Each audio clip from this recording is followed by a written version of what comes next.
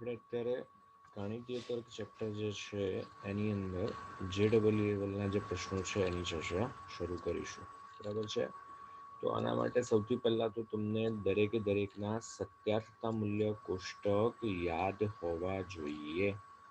બરાબર છે કે બે વિધાનોને આપણે અને દ્વારા જોડીએ છીએ તો શું થશે, અથવા દ્વારા જોડીએ છીએ તો શું થશે, પ્રેરણ લખીએ છીએ P ઇમ્પ્લાઇઝ Q તો શું થશે, દ્વિપ્રેરણ P ડબલ ઇમ્પ્લાઇઝ Q દ્વારા જોડીએ છીએ તો શું થશે. JEE ની અંદર ઘણી વખત પ્રેરણને આ રીતે પણ લખાય છે, દ્વિપ્રેરણને ઘણી વખત આ રીતે પણ લખાય છે. બરાબર છે. સમાનાર્થી પ્રેરણની અંદર જવાબ કેવી રીતે લખાય છે, પ્રતીકની અંદર જવાબ કેવી રીતે લખાય છે, આ બધી નાની નાની વસ્તુઓ છે જે ખબર હોવી જોઈએ. સત્યાર્થતા મૂલ્ય કોષ્ટક એટલે આપણે આવા કોષ્ટકો ગુજરાત બોર્ડની અંદર તમે જોયેલા જ હશે. બરાબર છે.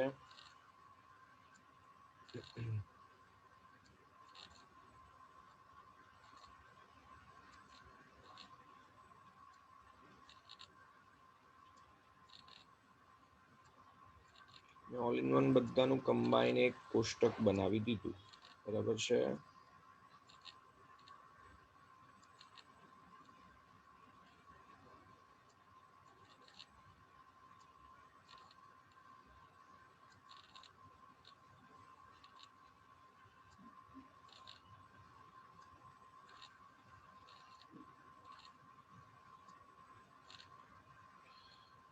બે વિધાનોને જ્યારે અને દ્વારા જોડીએ છીએ, આ છેદગણ જેવું થયું.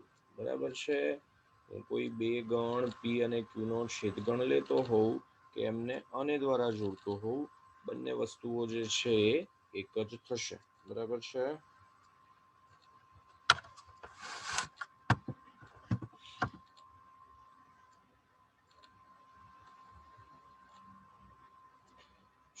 તો બે વિધાનોને અને દ્વારા જોડીએ છીએ તો જ્યારે બંને વિધાનો સાચા છે માત્ર ને માત્ર ત્યારે જ સંયુક્ત વિધાન સાચું થશે, બાકીના સંજોગોની અંદર ખોટું થશે. અથવા દ્વારા જ્યારે જોડીએ છીએ તો એ યોગગણ જેવું. બરાબર છે. જ્યારે બંને ખોટા છે માત્ર એ સંજોગોમાં જ સંયુક્ત વિધાન જે છે એ ખોટું, બાકીના તમામે તમામ સંજોગોની અંદર સંયુક્ત વિધાન જે છે એ સાચું. જ્યારે એમને પ્રેરણ દ્વારા જોડીએ છીએ તો જ્યારે પહેલું વિધાન સાચું અને બીજું વિધાન ખોટું, એટલે કે આ કેસ, એ કેસમાં જ માત્ર પ્રેરણ જે છે અસત્ય થશે, બાકીના તમામે તમામ સંજોગોની અંદર આ સાચું થશે. દ્વિપ્રેરણની વાત કરીએ તો જ્યારે બંનેના સત્યાર્થતા મૂલ્ય સરખા હોય, બરાબર છે, બંને સાચા હોય અથવા બંને ખોટા હોય, એ સંજોગોની અંદર સત્ય, બાકીના સંજોગોની અંદર અસત્ય. P ડબલ ઇમ્પ્લાઇઝ Q છે, આ આપણે જાણીએ છીએ કે P implies Q, Q implies P, આ બંનેને અને દ્વારા જોડવાથી મળે. બરાબર છે. વાત કરીએ સમાનાર્થી પ્રેરણની, તો P ઇમ્પ્લાઇઝ Q નું સમાનાર્થી પ્રેરણ જો મારે લખવું હોય તો એ થશે નિષેધ Q ઇમ્પ્લાઇઝ નિષેધ P. પ્રતીપ લખવું હોય, બરાબર છે, તો એ થઈ જશે Q ઇમ્પ્લાઇઝ P. નિષેધ લખીએ છીએ જ્યારે, તો બે વિધાનોને જ્યારે અને દ્વારા જોડેલા છે તો એમનું નિષેધ લખીએ છીએ તો એ થઈ જશે નિષેધ P વચ્ચે અથવા નિષેધ Q, દ મોર્ગનના નિયમ જેવું. પછી બે વિધાનોને જ્યારે આપણે અથવા દ્વારા જોડી અને નિષેધ લખીએ છીએ તો એ થઈ જશે નિષેધ P વચ્ચે અને નિષેધ Q. બરાબર છે. કોઈક શબ્દનો ઉપયોગ કરી અને કોઈ વિધાન આપેલું છે, બરાબર છે, આ છે કોઈક, અને નિષેધ લખીએ છીએ તો કોઈક છે એની જગ્યાએ દરેક, પ્રત્યેક એવા શબ્દનો ઉપયોગ આવશે, બરાબર છે. અને જે વિધાન પી આપેલું હતું એનું નિષેધ. એ જ પ્રમાણે કોઈક પ્રત્યેકનો ઉપયોગ કરી વિધાન આપેલું હોય, પ્રત્યેક, દરેક, તો એવા સંજોગોમાં નિષેધ લખીએ છીએ તો ત્યાં આવી જશે કોઈક, અને જે વિધાન આપેલું છે એનું નિષેધ. પી ઇમ્પ્લાઇઝ ક્યુ જે છે એનું જ્યારે આપણે નિષેધ લખીએ છીએ, અનિષ્ટાપતિની રીતમાં ગુજરાત બોર્ડમાં ઘણી બધી જગ્યાએ ઉપયોગ કર્યો. પી ઇમ્પ્લાઇઝ ક્યુ નું નિષેધ કરીએ છીએ તો પી એઝ ઇટ ઇઝ વચ્ચે અને બીજાનું નિષેધ. આ ખાસ ધ્યાન રાખજો, જો તો બધું જ નીકળી જાય છે, બરાબર છે. ચાલો, એ જ પ્રમાણે ફોર એક્ઝામ્પલ મારે દ્વિપ્રેરણ આપેલું છે એનું નિષેધ લખવું હોય,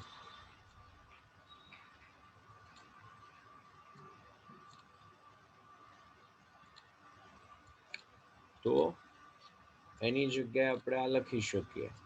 આ બંને જોઈએ તો અને દ્વારા જોડાયેલા છે, તો નિષેધ લખીએ દ મોર્ગનના નિયમની જેમ જ. પહેલાનું નિષેધ વચ્ચે અથવા બીજાનું નિષેધ. ચાલો, પ્રેરણ છે, પ્રેરણનું નિષેધ લખીએ એટલે પહેલું વિધાન એઝ ઇટ ઇઝ વચ્ચે અને બીજાનું નિષેધ. પહેલું વિધાન એઝ ઇટ ઇઝ વચ્ચે અને બીજાનું નિષેધ, બરાબર છે.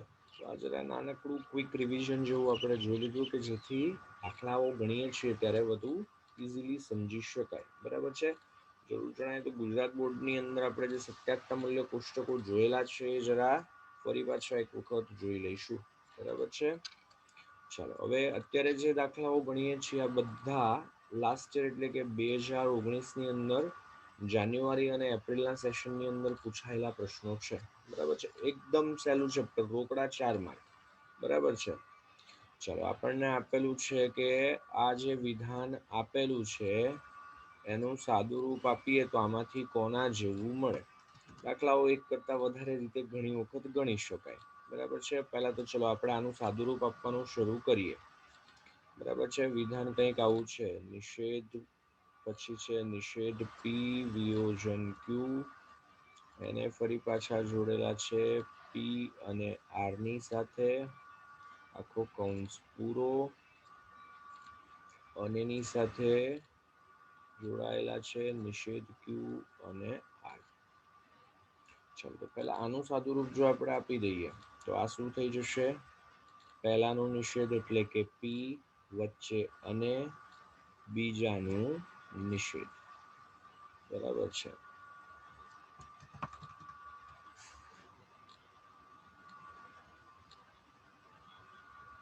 વચ્ચે ત્યાં તો અથવા છે,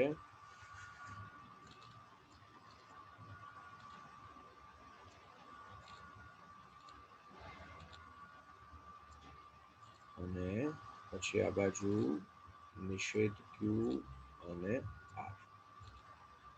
ચાલો, તો એક કામ કરીએ, આને જરા સાઈડમાં લઈ લઈએ. હવે જો બે વિધાનો આપેલા હતા તો આપણે 4 શક્યતાઓ લેતા હતા, બરાબર છે. હવે જ્યારે આપણને 3 વિધાનો આપેલા છે અહીંયા, બરાબર છે, તો એ સંજોગોમાં 8 શક્યતાઓ થશે. આપણે 10મા ધોરણની અંદર નિદર્શ અવકાશ લખતા સિક્કો ઉછાળવા વાળા પ્રયોગમાં, જો 2 વખત ઉછાળીએ તો 1 વખત ઉછાળીએ તો 2 ની 1 ઘાત એટલે કે 4 શક્યતાઓ, 2 વખત ઉછાળીએ તો 2 ની 1 ઘાત એટલે કે 2 શક્યતાઓ, 2 વખત ઉછાળતા હોઈએ તો 2 નો વર્ગ એટલે કે 4 શક્યતાઓ, 3 વખત સિક્કો ઉછાળીએ તો 2 નો ઘન એટલે કે 8, HH થી લઈ અને T સુધી. તો અહીંયા પણ એ જ વસ્તુ થશે, 3 વિધાનો આપેલા છે તો 8 શક્યતા, H H H H, પછી 4 વખત T. સિક્કો નથી ઉછાળતા, ટી અને એફ, બરાબર છે. 4 વખત ટી, 4 વખત એફ,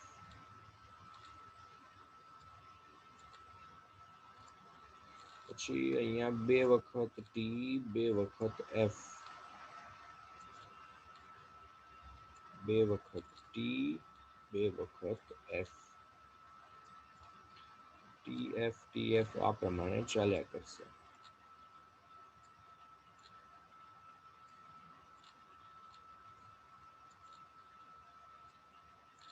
ચલો હવે આપણને જરૂર પડે છે નિષેધ ક્યુ ની. બરાબર છે. નિષેધ ક્યુ જે છે લખવા બેસીએ જો આપણે આનું નિષેધ લખીએ છીએ. એનું નિષેધ લખીએ એટલે છે એના કરતા ઓપોઝિટ થઈ જશે. સત્ય છે ત્યાં અસત્ય, અસત્ય છે ત્યાં સત્ય.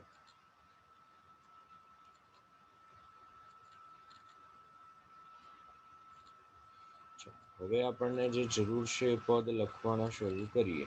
બરાબર છે. ચલો સૌથી પહેલા જોઈએ તો એમાં આપણને આપેલું છે પી અને નિષેધ ક્યુ. 2 વિધાનો છે એમને અને દ્વારા જોડીએ છીએ. અને દ્વારા જોડીએ છીએ એટલે બંને સાચા હોય એ સંજોગોમાં સાચું, બાકીના સંજોગોમાં ખોટું. ચાલો તો અત્યારે જોવા બેસીએ તો બંને સાચા આ જગ્યા પર, અહીંયા પણ. બાકીના સંજોગોમાં નિષેધ ક્યુ અસત્ય છે અથવા તો પી અસત્ય છે. એટલે બાકીના સંજોગોની અંદર આ થશે અસત્ય.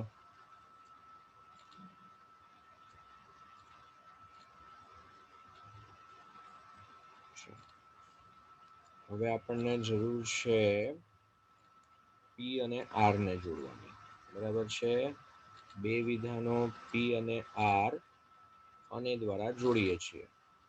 અને દ્વારા જોડીએ છીએ એટલે ફરી પાછી એ જ વસ્તુ કે ખાલી લાઈન નથી કરતા. ચાલો પી અને આર બંને સત્ય છે. પછી આ વિકલ્પની અંદર બંને સત્ય છે. બાકીના દરેકે દરેક કેસમાં અસત્ય.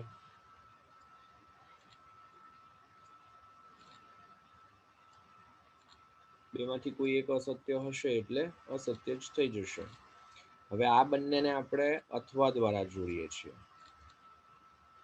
પી વિયોજન નિષેધ ક્યુ અથવા પી સંયોજન આર.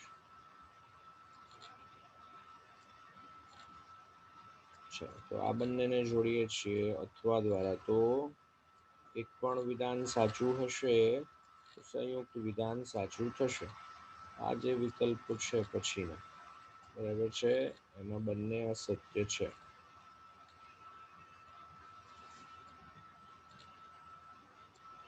પછી એનાથી આગળ વધીએ. હવે આપણને જરૂર છે નિષેધ ક્યુ અને આર ની. નિષેધ ક્યુ નો સ્તંભ પણ છે આપણી પાસે, આર પણ છે આપણી પાસે. નિષેધ ક્યુ આર આ બંનેને આપણે અને દ્વારા જોડીએ છીએ. અને દ્વારા જોડીએ છીએ એટલે બંને સાચા હોય એવો પહેલો તો વિકલ્પ અહીંયા, પછી આ વિકલ્પ. બાકીના સંજોગોમાં ઓછામાં ઓછું એક વિધાન તો ખોટું જ છે.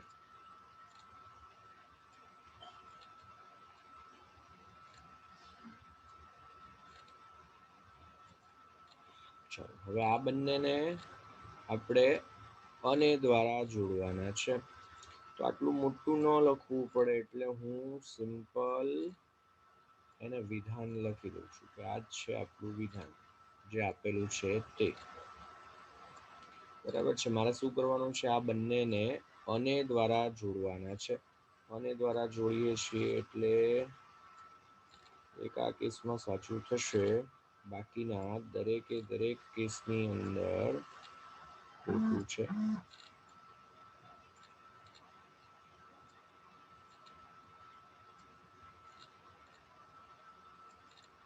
હવે અહીંયાથી દાખલો એક કરતા વધારે રીતે ગણી શકાય. બરાબર છે. સૌથી પહેલો ઓપ્શન કે આ દરેકે દરેક માટે આ જ પ્રમાણે સત્યાકતા મૂલ્ય કોષ્ટક બનાવો. બરાબર છે. અને જે ઓપ્શનની અંદર સત્યાકતા મૂલ્ય કોષ્ટક છેલ્લા સ્તંભ જેવું મળે એ જ આપણા માટે સાચો જવાબ. પણ અત્યારે આપણે ધ્યાનથી જોઈએ ને તો માત્ર એક જ જગ્યાએ સત્યાર્થતા મૂલ્ય જે છે મને સત્ય મળ્યું છે. તો આના માટે હું ડાયરેક્ટ લખી શકીશ. એ વખતે પી ક્યુ અને આર જે છે એને આપણે ધ્યાનથી જોઈએ તો એ છે અનુક્રમે ટી એફ અને ટી. ટી જે છે એને આપણે એઝ ઇટ ઇઝ લખીશું, એફ હશે ત્યાં નિષેધ કરીને લખીશું. એટલે કે પી જે છે એ સત્ય છે તો આને લખી શકાશે પી. પછી ક્યુ જે છે એને નિષેધ લખીએ કારણ કે અસત્ય આપેલું છે. આર જે છે એ સત્ય છે તો એઝ ઇટ ઇઝ લખીશું અને આ બધાને આપણે અને દ્વારા જોડી દઈશું. પી નિષેધ ક્યુ અને આર. બરાબર છે. એટલે આ જ છે અને દ્વારા જોડાયેલા છે એટલે ક્રમ ગમે તે હશે કોઈ ફરક પડશે નહીં. બરાબર છે. ઓપ્શન ડી જે છે આપણા માટે સાચો થશે. બરાબર છે. બાકી દરેકે દરેક ઓપ્શન માટે આ રીતના સ્તંભ બનાવી અને જે સ્તંભની અંદર એક્ઝેક્ટ આ જ પ્રમાણે સત્યાર્થતા મૂલ્ય કોષ્ટક મળે એ જ આપણા માટે સાચો જવાબ થશે. આગળ એવા દાખલાઓ આવશે એ વખતે ચર્ચા કરીશું. ફોર એક્ઝામ્પલ અહીંયા એફ છે અને અહીંયા આગળ એક ટી મને મળ્યો. તો એ સંજોગોમાં મારે લખવું હોય તો એફ ટી. એફ છે સત્યાર્થતા મૂલ્ય. બરાબર છે. એફ છે એટલે એને લખીશું નિષેધ પી. ટી એટલે ક્યુ એઝ ઇટ ઇઝ. આર પણ નિષેધ છે એટલે એફ છે એટલે નિષેધ આર. અમને અને દ્વારા જોડી દેવાના. બરાબર છે. ફોર એક્ઝામ્પલ મને અહીંયા ટી આપેલું છે, બાકી બીજી બધી જગ્યાએ એફ છે.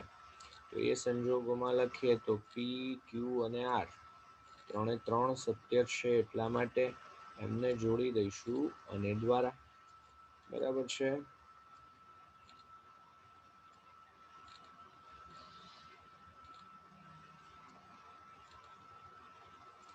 અહીંયા ઓપ્શન ડી જે છે આપણા માટે સાચો. થોડીક વધારે મહેનત માંગી લે એવો દાખલો, બાકી જનરલી આટલો લેન્ધી દાખલો નથી પૂછાતો. ગણ સિદ્ધાંતના નિયમોનો ઉપયોગ કરીને દાખલો કદાચ વધારે સરળતાથી ગણી શકાય. ચેક કરીએ. આપણે સાદુરૂપ આપવાનું શરૂ કર્યું. બરાબર છે. આપણને ખબર છે કે એ છેદ બી યોગ સી જો આપણે લખતા હોઈએ તો શું લખી શકાય? એ છેદ બી યોગ એ છેદ સી.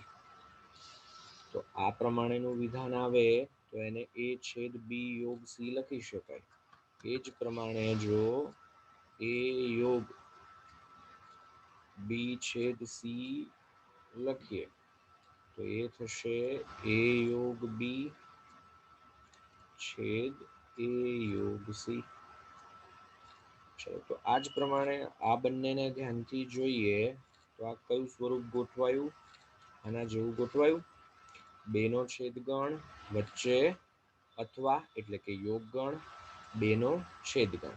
તો જે કોમન છે એને એઝ ઇટ ઇઝ આપણે લખી શકીએ. બરાબર છે. તો પહેલું પદ એઝ ઇટ ઇઝ છેદગણ બાકીના બંનેનો યોગગણ એટલે કે નિષેધ ક્યુ અથવા આર આવું લખી શકાશે.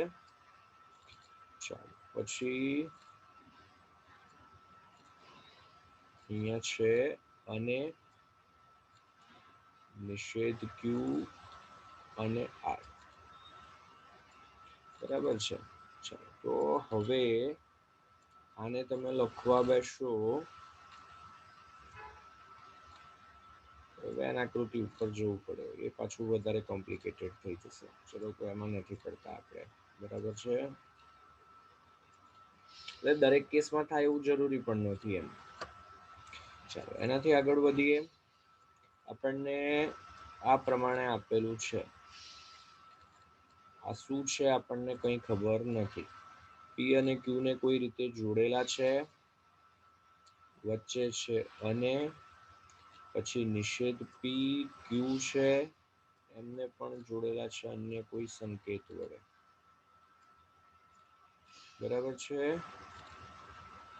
આની કિંમત આનું સાદુરૂપ આપતા એ પી અને ક્યુ જેટલું થાય છે. પ્રશ્ન એક વખત ફરી પાછો વાંચીએ કે આનું સાદુરૂપ આપીએ છીએ તો એ વસ્તુ પી અને ક્યુ ને સમકક્ષ થાય છે. આ બંને જે છે એ અને છે અથવા તો અથવા છે, આ બંનેમાંથી કોઈ હશે એવું કીધેલું છે. તો આ બંને અનુક્રમે શું હોવા જોઈએ એવું આપણે નક્કી કરવાનું છે. બરાબર છે. ચાલો, તો 4 શક્યતાઓ છે.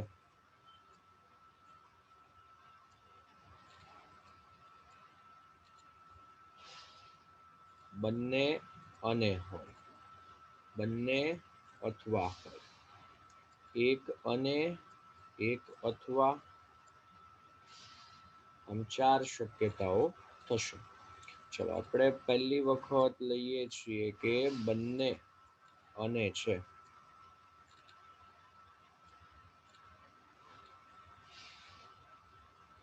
ચલો તો એ સંજોગોની અંદર ડાબી બાજુ જો લખવા બેસીએ તો એ શું થશે? પી અને ક્યુ વચ્ચે અને નિષેધ પી અને ક્યુ. હવે અને દ્વારા જોડીએ છીએ પી અને નિષેધ પી ને, એક સત્ય એક અસત્ય બંનેમાંથી. બરાબર છે. આ સત્ય હશે ત્યારે આ અસત્ય, આ સત્ય હશે ત્યારે આ અસત્ય. તો આ તો હંમેશા ખોટું વિધાન જ હશે, જ્યારે આ હંમેશા ખોટું નહીં હોય. બરાબર છે. એટલે આ બંને સરખા થઈ શકે નહીં. આમાં આગળ કંઈ સાદુરૂપ આપવાનો અર્થ નથી, એમાં કંઈ બીજું મળવાનું જ નથી. બરાબર છે. ચાલો પછી બીજી શક્યતા આપણે ચેક કરીએ કે બંનેને આપણે લઈએ છીએ અથવા. તો એ સંજોગોની અંદર આપણે ડાબી બાજુ લખવા બેસીએ તો એ મળે છે આપણને પી અથવા ક્યુ વચ્ચે અને નિષેધ પી અથવા ક્યુ. તો આપણે હમણાં જૂથના નિયમો જોયેલા એ પ્રકારનું સ્વરૂપ મળ્યું. અને આપણે લખી શકીએ ક્યુ પછી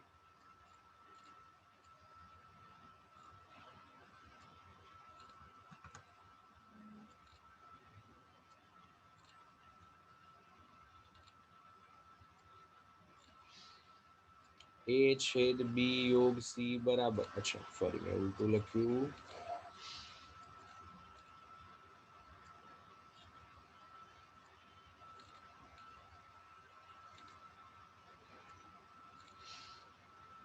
એ યોગ બી છેદ સી બરાબર એ યોગ બી છેદ એ યોગ સી, એના જેવું થયું. બરાબર છે. તો આનું આપણે સાદુરૂપ આપવા બેસીએ તો આ બંનેને અને દ્વારા જોડેલા છે એટલે એ તો શું થઈ જશે? એફ ખાલી ગણ. બરાબર છે. ગણના સંદર્ભમાં જોઈએ તો હંમેશા સાચું મળતું હોય તો એ કહેવાશે સાર્વત્રિક ગણ. હંમેશા ખોટું મળતું હોય તો એ કહેવાશે ખાલી ગણ. તો આ ખાલી ગણ થાય. ખાલી ગણનો આપણે ક્યુની સાથે યોગ ગણ લઈએ છીએ એટલે આનું સાદુરૂપ આપતા આપણને મળશે ક્યુ. આપણે તો જોઈએ છે પી અને ક્યુ એટલે આપણને નહીં મેળ પડે. ત્રીજી શક્યતા ચેક કરીએ કે આની જગ્યાએ આપણે લઈએ છીએ અને બીજો જે સંકેત છે એની જગ્યાએ લઈએ છીએ અથવા. ડાબી બાજુ લખવા બેસીએ તો એ આપણને મળશે પી અને ક્યુ પછી વચ્ચે છે અને પી અથવા. બરાબર છે. ચાલો તો આની જગ્યાએ આપણે લખવા બેસીએ વેન આકૃતિની મદદથી જો લખીએ બરાબર છે તો ડાયરેક્ટ જ લખી શકાશે. પી છેદ ક્યુ છે અને પી યોગ ક્યુ છે. છેદગણ શું મળવાનો છે? પી છેદ ક્યુ જ મળવાનું છે. આ ઉપરના જે છે એને પણ તમે વેન આકૃતિની મદદથી લખી શકો. બરાબર છે. દાખલા તરીકે આને આપણે જો લખવા બેસીએ તો એમાં સૌથી પહેલા આપેલું છે પી છેદ ક્યુ એટલે કે આ ભાગ થશે. પછી છે પી માં ન હોય અને ક્યુ માં હોય એ ભાગ. પી નો નિષેધ અને ક્યુ વાળો ભાગ એટલે આ ભાગ થાય. તો આ બંનેનો જ્યારે છેદગણ લઈએ છીએ તો કંઈ કોમન મળતું નથી. બરાબર છે. તો એ પ્રમાણે પણ લખી શકાય. આ બંનેનો છેદગણ લઈએ તો ખાલી ગણ મળે છે, જે આપણે અહીંયા લખ્યું એ જ પ્રમાણે. એફ એટલે શું? ખાલી ગણ જ થશે. પી છેદ ક્યુ નહીં મળે આ બંનેનો છેદગણ.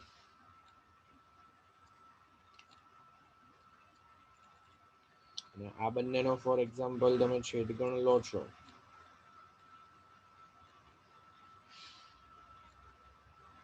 એમાં આખો ભાગ આવી જાય. છેદગણ જ્યારે આપણે લઈએ છીએ તો આનો આ જ ભાગ પાછો મળશે.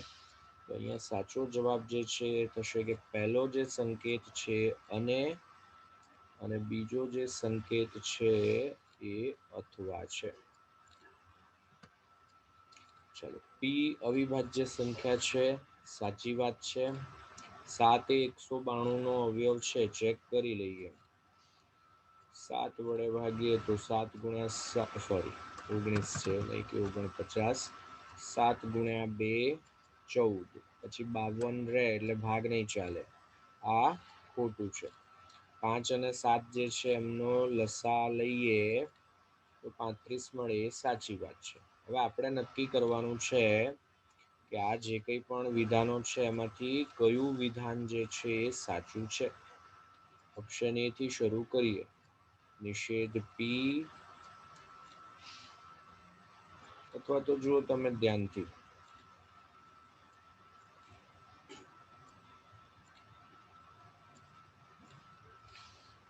પી ની જો વાત કરીએ, પી સત્ય હોય, પહેલું એક વિધાન સત્ય છે, અથવા દ્વારા જોડાયેલા છે, તો પછી આ જે હોય તે અથવા દ્વારા જોડાયેલા છે એટલે સત્ય જ થશે. તો કંઈ બીજી ગણતરી કર્યા વગર જોઈને જ ખ્યાલ આવી જાય છે કે આ સાચું હશે. ટુકડા 4 માં. બરાબર છે. ચાલો, પીએન જે છે વિધાન આપણને આ સ્વરૂપમાં આપેલું છે કે n² - n + 41 અવિભાજ્ય છે. P3 અને P5 આમનું સત્યાર્થતા મૂલ્ય નક્કી કરવાનું છે. તો P3 એટલે કે n ની જગ્યાએ 3 મૂકીએ તો 3 નો વર્ગ - 3 + 41. 41 ને 9, 50 - 3 = 47. અવિભાજ્ય છે, એટલે કે P3 જે છે સત્ય છે. n બરાબર 3 માટે આપેલ વિધાન સત્ય છે. વિચાર કરીએ P5 નો. 5 નો વર્ગ કરીએ તો 25 - 5 + 41. 25 - 5 20 ને 41 એટલે કે 61. આ પણ અવિભાજ્ય છે.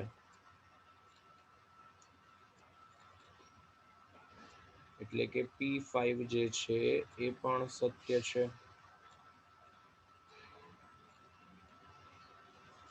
બંને વિધાનો સાચા છે. રોકડા 4 માર્ક. ચાલો, ગુજરાત બોર્ડમાં 1 માર્કમાં પૂછાય MCQમાં, એ અહીંયા 4 માર્કમાં પૂછેલો છે. સમાનાર્થી પ્રેરણ લખવાનું છે. P = Q નું સમાનાર્થી પ્રેરણ લખીએ તો એ થાય નિષેધ Q = નિષેધ P.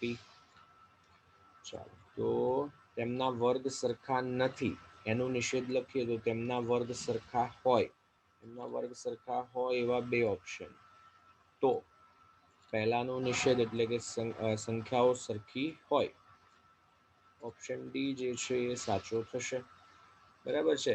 પાછળ જે વાક્ય આપેલું છે એનું નિષેધ એટલે કે 2 સંખ્યાઓના વર્ગ સરખા હોય, તો આનો નિષેધ લખીએ તો 2 સંખ્યાઓ સરખી હોય. ઓપ્શન ડી જે છે એ સાચો જવાબ છે. મૌખિક ગણતરીથી જ થઈ જાય છે. ચાલો, ક્યુ અસત્ય છે અને આપેલું વિધાન જે છે એ સત્ય છે. તો આમાંથી કયું વિધાન નિત્ય સત્ય છે? ચાલો, નિત્ય સત્ય એટલે કે હંમેશા સત્ય. પી ક્યુ આર ગમે તે મૂકીએ, સત્યાર્થતા મૂલ્ય જે છે હંમેશા ટ્રુ મળે. નિત્ય મિથ્યા હંમેશા ખોટું, હંમેશા અસત્ય. ઘણી વખત આવા શબ્દો તમને જોવા મળશે.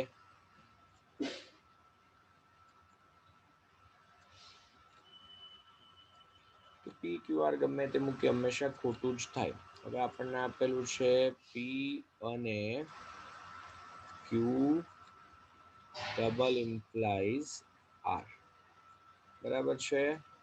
ચાલો, ક્યુ અસત્ય છે એવું આપણને કહી દીધેલું છે.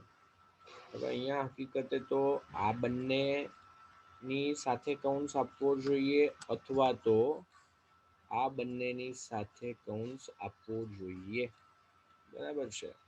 ચાલો જોઈએ તો હવે આપણને કીધેલું છે કે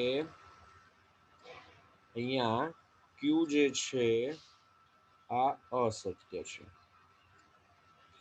અને આ જે વિધાન છે આખે આખું એ સત્ય છે. તો હવે હાલ પૂરતું આપણે એવું માનીને ચાલીએ છીએ કે આ પ્રમાણે ગોઠવણ છે, બરાબર છે. ચાલો, તો આ આખે આખું વિધાન જે છે, હવે આ સંજોગોની અંદર કઈ નહીં, ચાલો ને આ કેસની સાથે આગળ વધીએ પછી જોઈએ. આવું ન હોય અને આવું હોય એવું પણ બને, કારણ કે કૌંસ હકીકતે આપવો પડે, જે હાલ આપણને આપેલો નથી, બરાબર છે. ચાલો, તો ક્યુ જે છે અસત્ય છે, બંનેને અને દ્વારા જોડીએ છીએ એટલે આ આખે આખું વિધાન જે છે અસત્ય થાય. હવે દ્વિપ્રેરણ દ્વારા જોડીએ છીએ તો સત્ય ક્યારે થશે? બંને સરખા હોય તો. આ એફ છે એટલે કે આ એફ છે તો આર પણ એફ હોવું જોઈએ. આ સંજોગોની અંદર આપણને પી વિશે કંઈ ખ્યાલ નથી, બરાબર છે, જો આ પ્રમાણે કૌંસ હોય તો, બરાબર છે. તો હવે આ સંજોગોની અંદર લખવા બેસીએ તો કયું વિધાન નિત્ય સત્ય થશે? આના માટે આપણે કંઈ નહીં કહી શકીએ, આના માટે ચેક કરવું પડે, બરાબર છે. કારણ કે પી વિશે આપણને કંઈ ખ્યાલ નથી એટલા માટે આ તો નહીં જ હોય, બરાબર છે. આના માટે પણ આપણે ચેક કરવું પડે. ચલો એક વખત આ પ્રમાણે પદ ગોઠવાયેલા છે એવું માનીને ચાલીએ, નહીં તો પછી આ બે ચેક કરીશું, બરાબર છે.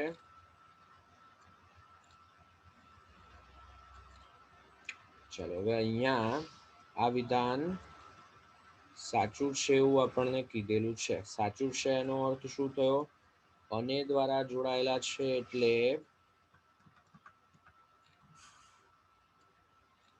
બંને વિધાનો સાચા હોવા જોઈએ, એટલે કે પી જે છે એનું સત્યાર્થતા મૂલ્ય ટ્રુ અને ક્યુ ડબલ ઇમ્પ્લાઇઝ જે છે એનું સત્યાર્થતા મૂલ્ય પણ ટ્રુ.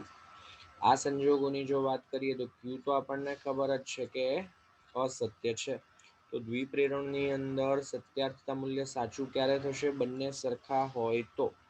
તો આ વિકલ્પની અંદર આપણને મળ્યા કે પી જે છે એ સાચા, ક્યુ જે છે એ ખોટા, આર જે છે એ ખોટા. તો જો અથવા દ્વારા જોડીએ છીએ તો એ સંજોગોની અંદર એ હંમેશા સાચું થશે, બરાબર છે. એક સાચું એક ખોટું અને દ્વારા જોડીએ છીએ એટલે સાચું થશે નહીં.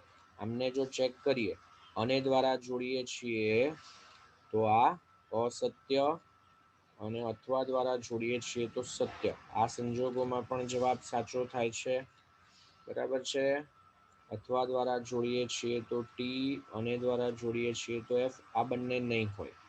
તો રકમની અંદર થોડીક કન્ફ્યુઝન છે, બરાબર છે. અથવા તો પછી આ જ પ્રમાણે આગળ વધી અને ચેક કરીએ જો આપણે ઓપ્શન બી અને ડી માટે, પણ એમાં બી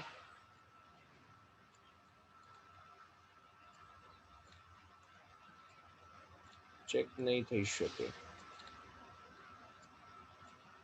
બરાબર છે. પી માટે આપણે શ્યોર નથી એટલે નક્કી નહીં કરી શકીએ. એટલે હાલ આ પ્રમાણેની રકમ છે એવું માનીને ચાલીએ તો ઓપ્શન 1 અને ઓપ્શન 2 બંને સાચા થાય.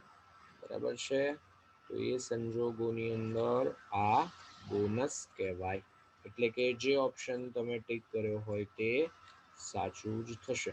તેમ છતાં એક વખત હું ફરીથી જરા ઇંગ્લિશની અંદર અથવા તો JEEની સાઇટ ઉપર જે પેપર્સ મુકાયેલા હોય એમાં બી જરા એક વખત જોઈ લઈશ કે આપણે કંઈ ભૂલ થતી હોય તો સુધારી લેવાય. બરાબર છે. ચાલો એનાથી આગળ વધીએ. આ કોને સમકક્ષ છે? નિષેધ આપેલું છે તો પી ઇમ્પ્લાઇઝ ક્યુ સ્વરૂપ આપેલું છે.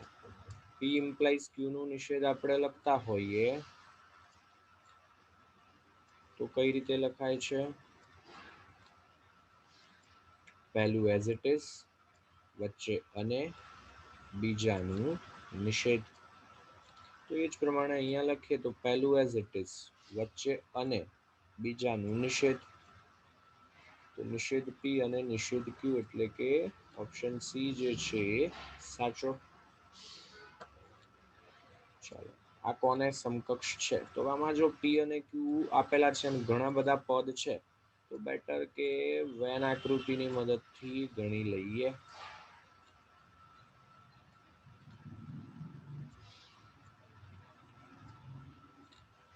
આ છે ફોર એક્ઝામ્પલ પી, આ છે ક્યુ. સૌથી પહેલા છે પી અને ક્યુ એટલે કે પી અને ક્યુ નો છેદગણ. તો એ કયો ભાગ થશે? પછી પી છે એની સાથે જોડાયેલા છે નિષેધ ક્યુ. બરાબર છે. ચાલો તો આપણે યોગગણ લેવાનો છે એટલે પી આખે આખા લઈ લેવાના થશે અને ક્યુમાં ન હોય એ ભાગ પણ લેવાનો થશે એટલે કે આ બહારનો પ્રદેશ પણ આખે આખો આવી જશે.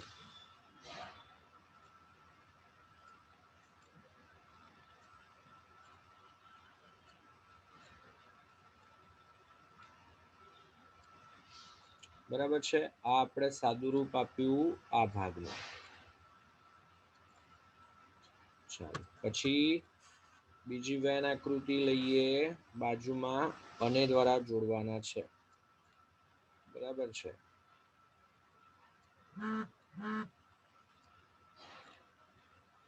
આને આપણે લખીએ તો આ બીજું કઈ નહીં પણ પી અને ક્યુ અથવા પી અથવા નિષેધ ક્યુ. આ આપણે લખે. હવે આને આપણે લખવું હોય તો આ પ્રમાણે લખી શકાય. દ મોર્ગનના નિયમ પ્રમાણે આપણે જાણીએ છીએ કે બંને વસ્તુઓ એક જ થશે. બરાબર છે. તો એ સંજોગોની અંદર લખવા બેસીએ તો પી અથવા ક્યુ એટલે કે આખે આખો પ્રદેશ. પૂરક ગણ લઈએ છીએ, નિષેધ લખીએ છીએ એટલે એ સિવાયનો પ્રદેશ એટલે બહારનો ભાગ લેવાનો થશે. અહીંયા